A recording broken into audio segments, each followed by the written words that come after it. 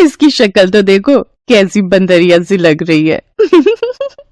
बहू, तुम हर किसी को बंदरिया बंदरिया बोलती रहती हो। हर समय ऐसे किसी के लिए शब्द बोलना अच्छी आदत नहीं।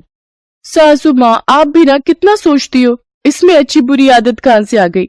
अब इस वीडियो में मुझे जो जैसा दिखेगा मैं वैसा ही तो बोलूंगी। ओहो, तुम्हें तो समझाना ही बेकार है, अब मैं क्या ही बोलूं। ज्योति की आदत थी हर किसी को बंदरिया बंदरिया बोलना, मानो ये शब्द तो उसकी जुबान पर हर समय रहता था। कई बार उसकी सास उसे इस बात के लिए टोक चुकी थी, पर ज्योति थी कि एक कान से सुनती और दूसरे से निकाल देती। एक दिन ज्योति अपनी सास के साथ बाजार गई। रास्ते में ज्योति को उसकी एक पुरानी सहेली मिल गई। उसने काफी डार्क मेकअप किया हुआ था, शायद किसी फंक्शन में जा रही थी। अरे ज्योति, तू पहचाना? मैं ममता। ममता तू? अरे मैं तो तुझे पहचानी ही नहीं। माँ जी, ये मेरी सहेली ममता है। ममता, ये मेरी सासू माँ। नमस्ते आंटी जी। नमस्ते बेटा, खुश रहो। और बता कैसी है? कितने दिनों बाद मिल रहे। तो बिल्कुल ही बदल गई है। वैसे इतना तैयार होकर डार्क मेकअप करके कहाँ जा रही है? मैं हाँ, वो तुझे याद है ना, मेरा कजिन रोहित, उसके बेटे का जन्मदिन है, तो हस्बैंड तो वहाँ सीधा पहुंच जाएंगे और मैं बस वो टैक्सी लेकर वहीं जा रही थी। अच्छा अच्छा, चल फिर तो तुझे लेट हो रहा होगा, फिर मिलते हैं। ये ममता आज भी नहीं बदली, रहेगी पूरी बंदरिया की बंदरिया ही। पहले भी इतना डार्क मेकअप करके कॉलेज में घूमती थी और आज भी वैसा ही डार्क मेकअप करके घूमती है। पता नहीं इसको बंदरिया बनने का इतना शौक क्यों रहता है। बस फिकर बहू, किसी की पीठ पीछे ऐसे नाम बिगाड़कर बुराई नहीं करते हैं। मैंने तुम्हें कितनी बार कहा है कि हर किसी को बंदरिया मत बोला करो। ज्योति ने तो हंसी में अपनी सहेली का मजाक उड़ा दिया था, पर कोई था जो उसकी हंसी और मजाक का बुरा मान चुका था, और वो थी वही बराबर में एक पेड़ पर बैठी हुई बंदरिया। अच्छा, तो ये मेरे नाम का मजाक उड़ाती है, इसे तो सबक सिखाना ही होगा। ज्योति अपनी सास के साथ घर आने लगती है, तभी उसे एक केले का ठेला दिखाई देता है। अरे वाह केले, बस इन्हें देखकर तो मेरे से रहा नहीं जा रहा। भैया जल्दी से 5 दर्जन केले दे दो। ज्योति बहू, तुझे तो फल खाना पसंद नहीं है, तू इतने सारे केले क्यों ले रही है? मेरा ना केले खाने का बहुत मन है, इसीलिए ले रही हूँ। माँ जी पैसे आप दे दो, मैं तो घर जाकर जल्दी से ये केले खाऊंगी। इससे क्या हो गया? ये ऐसी हरकत क्यों कर रही है? जल्दी जल्दी घर भाग गई है, जरा देखो तो ये कर क्या रही है। ज्योति की सास जब तक घर पहुंची, ज्योति ने पूरे आंगन में केले के छिलके फैला रखे थे और वो अब तक सारे केले खा चुकी थी। ज्योति बहू, तुमने ये क्या कर दिया? पूरे आंगन में केले के छिलके फैला दिए और सारे केले कहाँ गए? कहाँ गए मतलब? मैंने सारे केले खा लिए माँ जी, पर मुझे और केले खाने हैं, मुझे अंगूर भी खाने हैं, और हाँ, रोटी का भी बहुत मन है। बहू, मुझे तुम्हारी हरकत कुछ ठीक नहीं लग रही। मुझे तो देखकर डर लग रहा है। आखिर तुझे अचानक से हुआ क्या है? मुझे तो कुछ नहीं हुआ, ये देखो मैं तो बिल्कुल ठीक हूँ। और देखते ही देखते उसका चेहरा बंदरिया के चेहरे में बदल जाता है। अरे ज्योति, ये तुझे क्या हो गया? तेरा चेहरा तो बंदरिया जैसा हो गया। माँ जी, आप मेरा ही शब्द मुझे बोल रहे हो, आप मेरा मजाक उड़ा रहे हो ना? नहीं बहू, मैं तुम्हारा मजाक क्यों उड़ाऊंगी? अगर तुम्हें यकीन नहीं होता तो शीशे में जाकर देखो, तुम्हारा चेहरा बंदरिया का चेहरा हो गया है। ज्योति शीशे में अपना मुंह देखती है तो वो डर जाती है। मैं तो सचमुच बंदरिया बन गई, ये कैसे हुआ? मुझे कुछ समझ नहीं आ रहा, क्या करूं? अब सब लोग मुझ पर बहुत हंसेंगे। तभी ज्योति का पति राजीव आ जाता है। राजीव के आते ही ज्योति अपना चेहरा घूंघट में छुपा लेती है। माँ, ज्योति कहीं गई है क्या?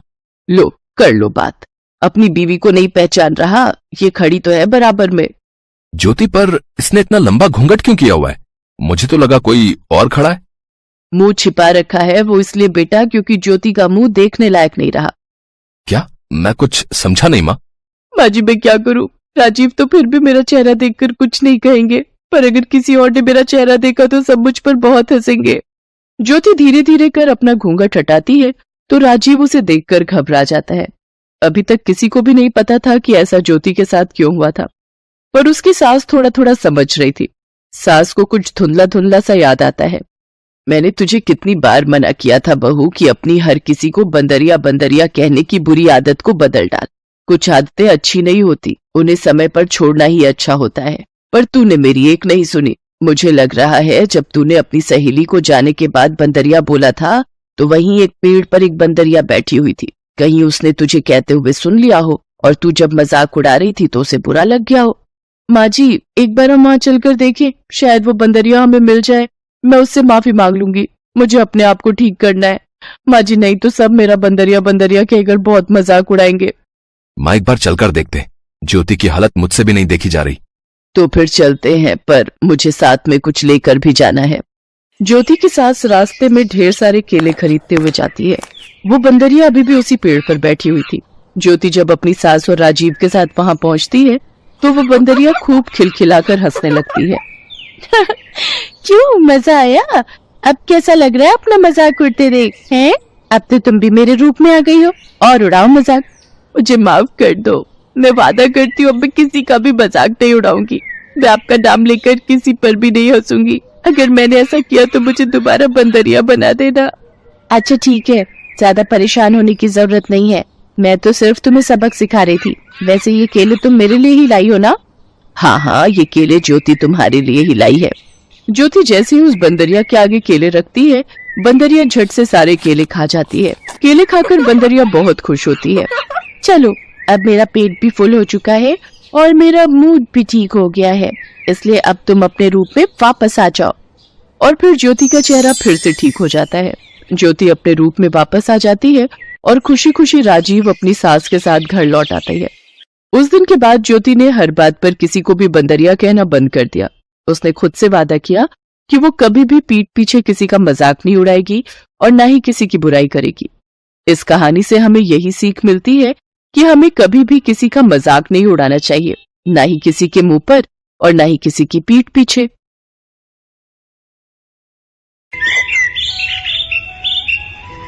गांव में पली बढ़ी रीना की शादी शहर में रहने वाले सुमित से हो जाती है। रीना अपने पति सुमित और सास सरला के साथ खुशी खुशी रहती है। गरीबी में पली बढ़ी रीना एक जुगाड़ू लड़की थी और हर काम में उसके जुगाड़ लगाने से उसकी सास बड़ी परेशान थी। एक दिन सरला अपनी बहू रीना से कहती है, रीना बहू, देख तो मैं बाजार गई थी तो ये तकिए के नए कवर लाई हूँ। वो क्या है ना, पुराने वाले फट गए थे।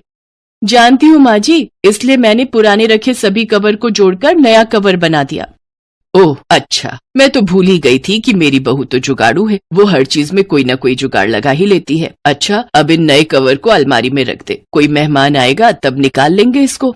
ऐसे ही कुछ दिन बीत जाते हैं। फिर एक रोज सरला और सुमित डिनर करने के लिए बैठे होते हैं। रीना गर्मा गर्म रोटी पकाकर उन्हें खिला रही होती है, लेकिन थोड़ा वक्त बीत जाता है तो रीना रोटी लेकर नहीं आती। तब सुमित उसे आवाज देते हुए कहता है, अरे रीना, कहाँ रह गई? जल्दी रोटी लाओ ना, मेरी रोटी खत्म हो गई है। उधर रसोई में रोटी पका रही रीना सोचती है, हे भगवान, इस गैस सिलेंडर को भी अभी खत्म होना था। उधर माँ जी और सुमित जी रोटी का वेट कर रहे हैं, अब यूं आधे पेट उन्हें उठाना सही नहीं रहेगा। सोच रीना सोच, अपना ही कोई जुगाड़ सोच फिर से।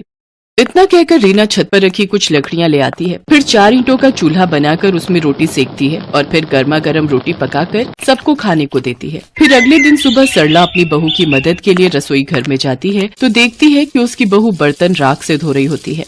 अरे बहू, ये क्या कर रही है? तू राख से बर्तन धो रही है? हाँ माँ जी, अभी देखिएगा सारे बर्तन कैसे चमक जाएंगे। अरे हमारे गांव में तो साबुन कहाँ होता था, हम तो राख से ही बर्तन धोते थे। बर्तन में भी चमक आ जाती है, साथ ही साबुन के पैसे भी बच जाते हैं। हाँ हाँ, वो सब तो ठीक है, पर एक बात बता, तू ये राख लाई कहाँ से? अब क्या बताऊं मैं आपको, कल रात को जब आप डिनर कर रहे थे तो सिलेंडर खत्म हो गया था और खाने के बीच से आपको उठाना मुझे सही नहीं लगा, इसीलिए मैं छत पर रखी लकड़ियां ले आई और 4 ईंट से चूल्हा बनाकर आप लोगों के लिए रोटियां सेक दी। हे भगवान बहू, तुझे पता भी है लकड़ियां कितनी महंगी हैं। वो लकड़ियां तो मैंने लोहरी पर जलाने के लिए रखी थी और तूने उनसे चूल्हा ही जला दिया। अरे माँ जी, खाना खाओगी तभी तो लोहड़ी देख पाओगी ना। अरे मेरी जुगाड़ू बहू, घर पर एक और सिलेंडर भरा हुआ रखा था, तू उसे लगा लेती ना। माँ जी, आप तो जानती ही हैं मुझे सिलेंडर लगाना नहीं आता और खाने के बीच आप लोगों को उठाना जरूरी नहीं समझा। हाँ, कह तो तू बिल्कुल सही रही है, मैं तो भूल ही गई थी कि मेरी बहू को तो सिर्फ जुगाड़ लगाना आता है, दिमाग चलाना तो उसे आता नहीं। ये कहकर सरला वहाँ से चली जाती है। फिर एक दिन सुमित को ऑफिस जाने के लिए देर हो रही होती है तो वो जल्दी में नाश्ता करता है कि तभी पास में रखा पानी का गिलास उसके फोन पर गिर जाता है। ओह नो, ये क्या हो गया? क्या हुआ सुमित जी? मेरे फोन में पानी चला गया है और अब ये 1 हफ्ते के लिए बंद हो जाएगा। मेरी तो इम्पोर्टेंट मीटिंग्स थी, साथ ही मुझे अपने क्लाइंट्स को कॉल भी करना था। कुछ समझ में नहीं आ रहा है कि क्या करूं। आप चिंता मत कीजिए, मैं आपका फोन 1 दिन में ठीक कर दूंगी, तब तक आप मेरा फोन इस्तेमाल कर लीजिए। क्यों, तुम क्या 1 दिन में कोई जादू करने वाली हो क्या? अच्छा मुझे देर हो रही है, तुम जल्दी अपना फोन दो, मैं उसमें अपनी सिम लगा लेता हूँ। सुमित के ऑफिस जाते ही रीना उसके फोन को आटे के कनस्तर में डाल देती है। अगले दिन रीना सुमित को उसका फोन देती है, तो वो जैसे ही फोन ऑन करता है तो वो पहले की तरह ही काम करना शुरू कर देता है। अरे वाह रीना, अब तुमने कौन सा जुगाड़ लगाया इसे ठीक करने में? जी, आपके फोन में थोड़ा पानी चला गया था, इसलिए मैंने इसे सुखा दिया आटे के कनस्तर में डालकर। इसी तरह से रीना हमेशा किसी न किसी तरह अपना जुगाड़ लगा ही देती थी और अपने घर वालों की मदद किया करती थी। ऐसे ही कई महीने बीत जाते। फिर एक दिन सरला मच्छरों को भगाने के लिए कछुआ छाप का धुआं सारे घर में कर देती है, जिससे कि सुमित का गला बंद हो जाता है और वो कुछ बोल नहीं पाता। सुमित जी, आज संडे है, बताइए तो आज आपके लिए खाने में क्या बनाऊं? सुमित कोई जवाब नहीं देता। कब से पूछ रही हूँ, आप कुछ बोलते क्यों नहीं? इसके बाद सुमित उसे एक पेपर पर लिख कर देता है कि घर में माँ ने कछुआ छाप जलाई थी, मुझे उससे बहुत एलर्जी है, जिस वजह से मेरी आवाज बंद हो गई है और अब इसे खुलने में 3-4 दिन लग जाएंगे। क्या 3-4 दिन? आप देखिए मैं आपका गला 1 दिन के अंदर ही कैसे ठीक कर देती हूँ। मैं अभी आपके लिए काढ़ा बना कर लाती हूँ, उसे आप दिन में 2 से 3 बार पियेंगे ना तो जल्दी से ठीक हो जाएंगे। ये कहकर रीना किचन में काढ़ा बनाने चली जाती है। दूसरी तरफ सरला को याद आ जाता है कि उसके बेटे को तो इस धुएं से एलर्जी है। हे राम, आज मेरे बेटे को मेरी भूल की वजह से काढ़ा पीना पड़ेगा। वो किचन में जाती है और रीना से कहती है, अरे बहू, ये तू क्या कर रही है? सुमित को जब तक डॉक्टर की दवाई दिलवा कर नहीं लाएंगे वो ठीक नहीं होगा। तुम्हारा ये काढ़ा किसी काम का नहीं है। माँ जी, ये काढ़ा बहुत ही कमाल की चीज है, आप बस मुझे 1 दिन का वक्त दो। अगर 1 दिन में इनकी आवाज वापस नहीं आती तो फिर हम इन्हें डॉक्टर के पास ले जाएंगे।